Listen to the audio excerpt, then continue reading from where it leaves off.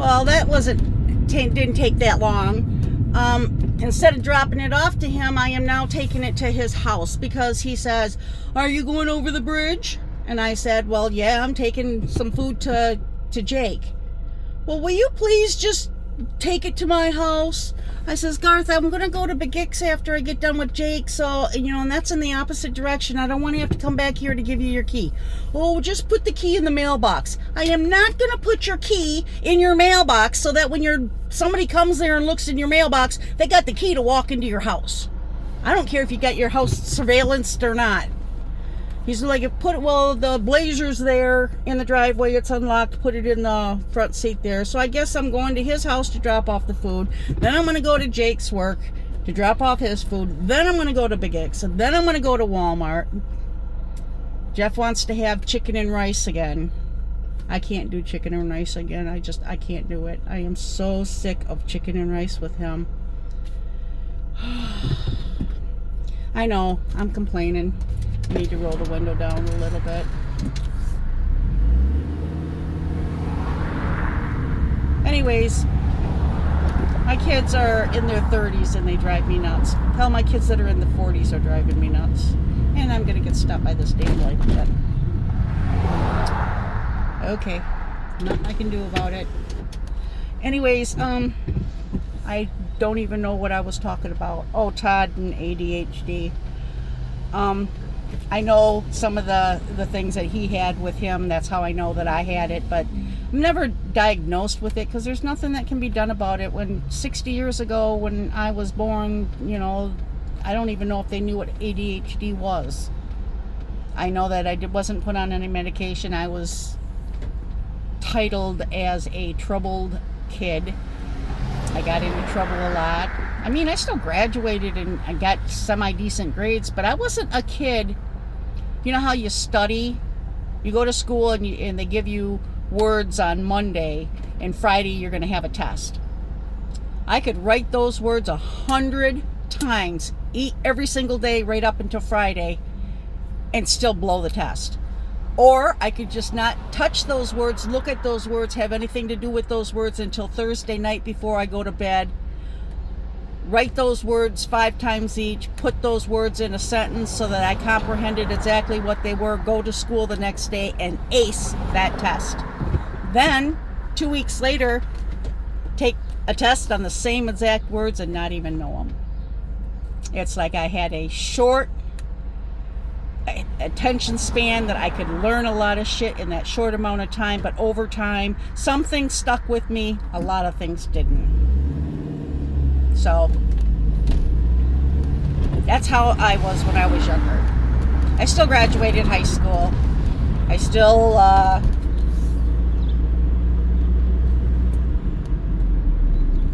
made decent money. I worked in a shop. I drove a fork truck.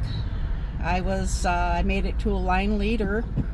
I started in fast food as a regular person, and then I ended up going up until I became a manager. Then I went to some classes and became an assistant manager.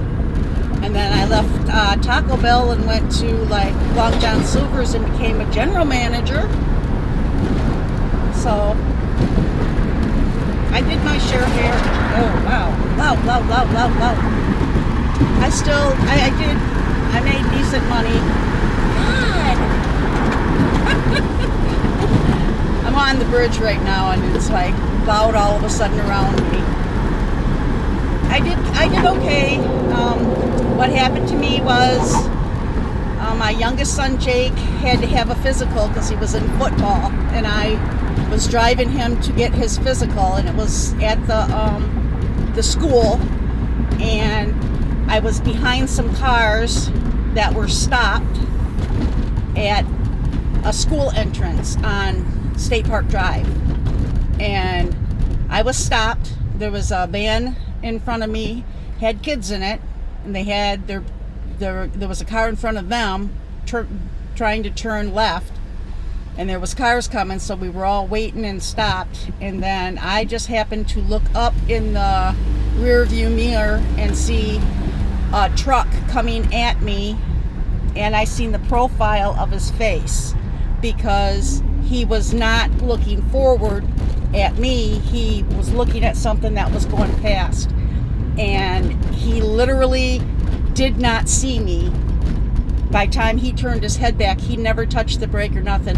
He just plowed into me. But just before he hit me, I started to turn the steering wheel, because if I didn't, when he hit me, I would have went forward and I would have hit that minivan that had those kids in it. So I started cranking the wheel, and then as soon as I had the wheel cranked, the first thing I did was put my arm up, because my son was sitting in the passenger seat, and I tried to get my arm up to stop him from going forward. He still went forward and bumped his head on the dash, but he wasn't hurt.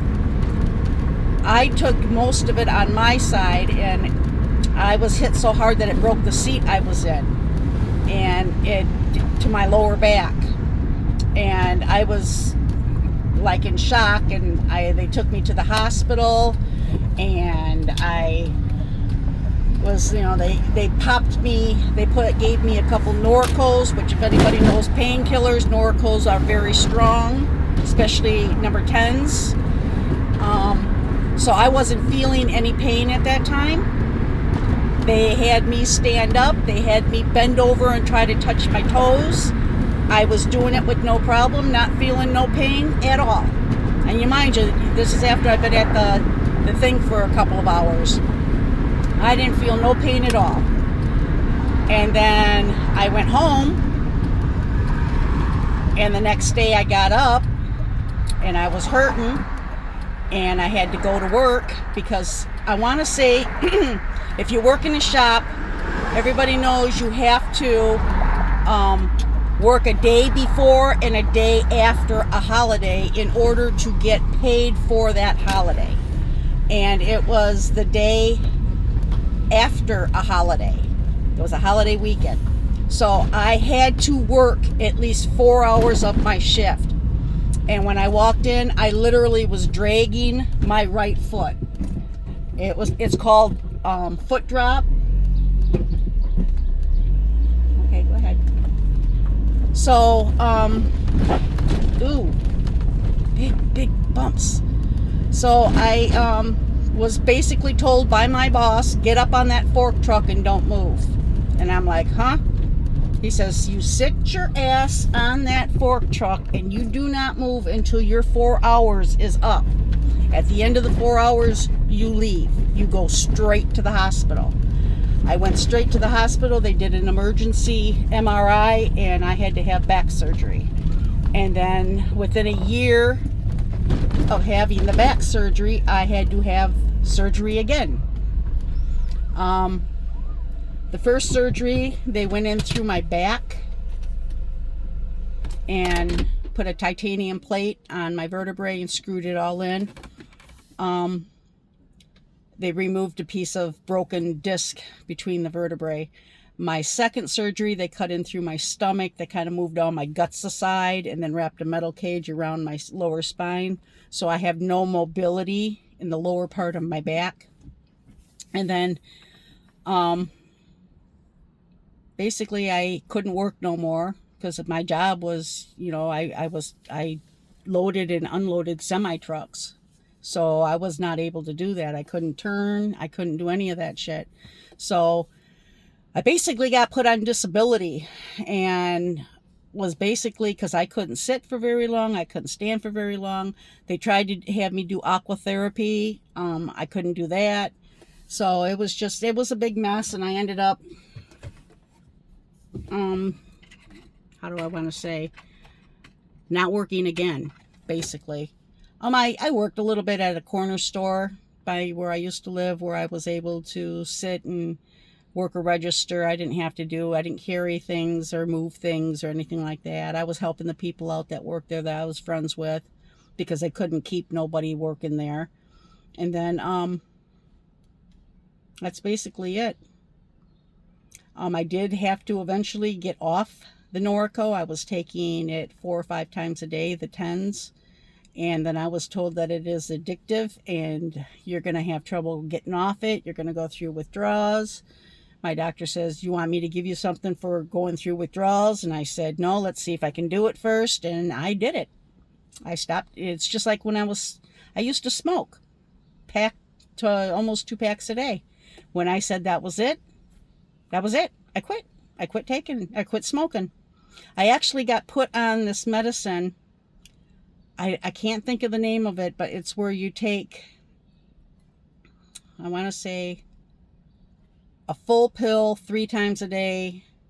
Then after so many days, you cut it back to 2 times a day. And then after that, you break it in half and take half. And I can't think of the name of it, but it was real bad at that time because people were having, were hallucinating from this medication. And I can't think of the freaking name of it. But whatever it was, I started to take it. I did not like the way it made me feel. So I just stopped taking it, quit smoking. I never went through withdrawals, nothing like that. And same with the Norco. I was taking Norco. I don't know how many, I want to say 7 or 8 years I was on Norco, strong Norco, to where it wasn't hardly affecting me. I was taking like almost double just to get where I wasn't feeling nothing.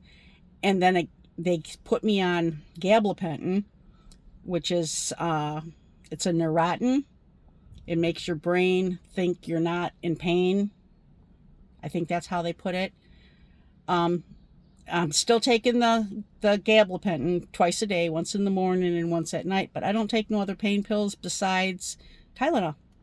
And I do have a prescription for Tramadol, but the only time I take Tramadol is usually in the winter when there's a storm coming and I go to get out of bed and I can't bend my knee.